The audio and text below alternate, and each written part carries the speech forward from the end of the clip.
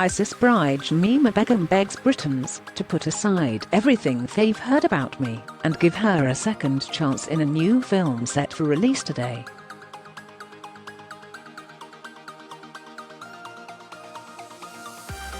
The documentary captures Begum, who fled Britain in 2015 to marry an ISIS fighter, living at the Roj camp in Syria in 2019 after the fall of the terror group's caliphate.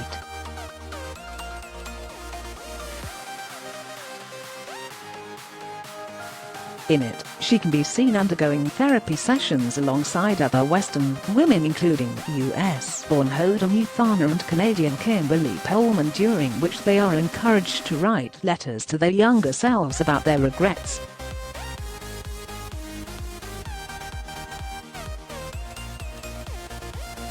Okay.Um.My names Shamima.I'm from the UK.I'm 19. Begum says as she introduces herself to the group wearing a hijab before she ditched it in favour of a more westernised look.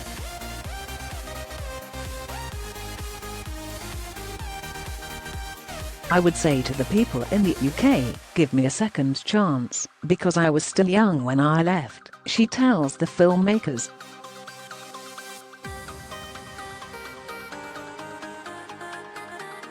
I just want them to put aside everything they've heard about me in the media.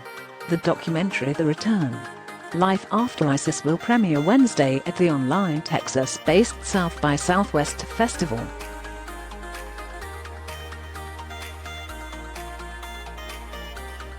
Begum left her London home aged just 15 to travel to Syria with two school friends, where she married an ISIS fighter and had 3 children by him.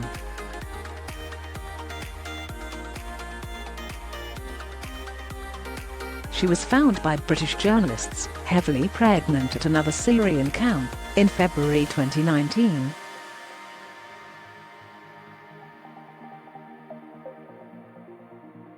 Spanish director Alba Satora got rare extensive access to Begum and other Western women over several months starting in March that year, after meeting them while making a film about their Kurdish guards.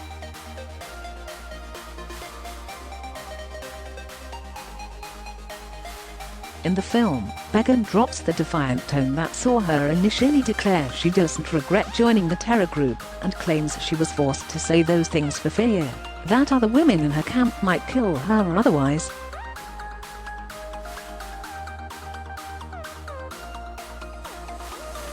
Begum recalls feeling like an outsider in London who wanted to help the Syrians, but claims on arrival she quickly realised IS were trapping people to boost the so-called caliphate's numbers.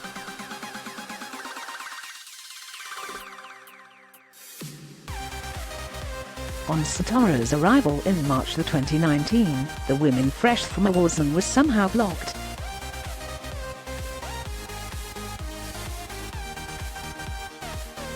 Not thinking and not feeling. Shamima was a piece of ice when I met her, Satora told AFP.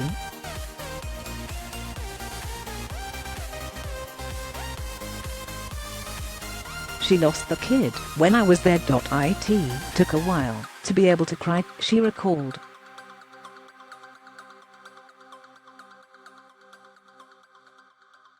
I think it's just surviving. You need to protect yourself to survive. Another factor is the enduring presence of small but very powerful groups of even more radicalized women who remain loyal to IS and exert pressure on their campmates.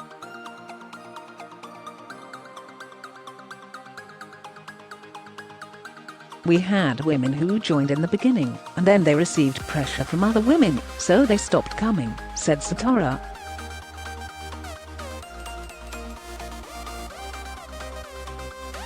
In the film, Begum claims she had no choice but to say certain things to journalists, because I lived in fear of these women coming to my tent one day and killing me, and killing my baby.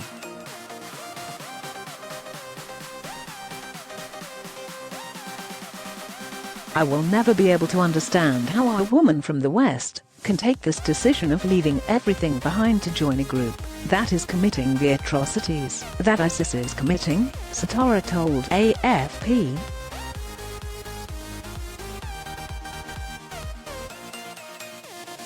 I do understand now how you can make a mistake. It was known that Syria was a war zone, and I still traveled into it with my own children. Now how I did this, I really don't know looking back, says one Western woman.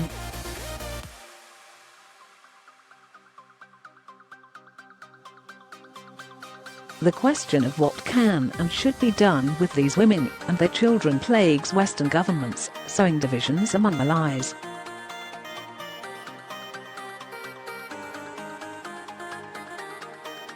Last month, Britain's Supreme Court rejected Begum's bid to return to challenge a decision stripping her citizenship on national security grounds.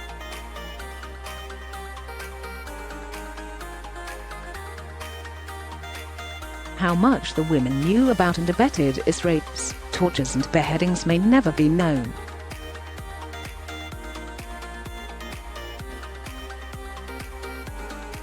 In the documentary, Begum denies she knew about or supported these crimes, dismissing claims she could have been in as feared morality police as a naive 15-year-old with no Islamic knowledge who did not even speak the language.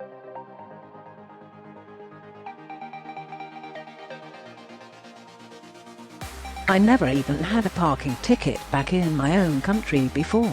I never harmed anybody, I never killed anybody, I never did anything, says Canadian Kimberly Polman.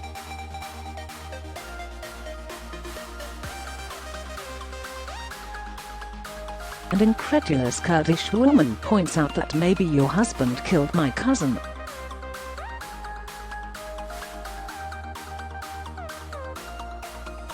Satara believes the women could be useful back home in preventing the same mistake in future generations, and points to the cruelty of raising young children in this environment.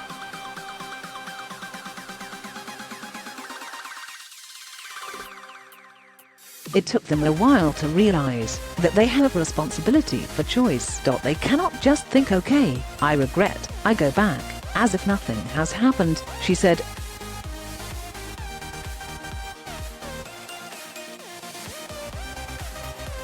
No, it's not about this. You have to accept the consequences.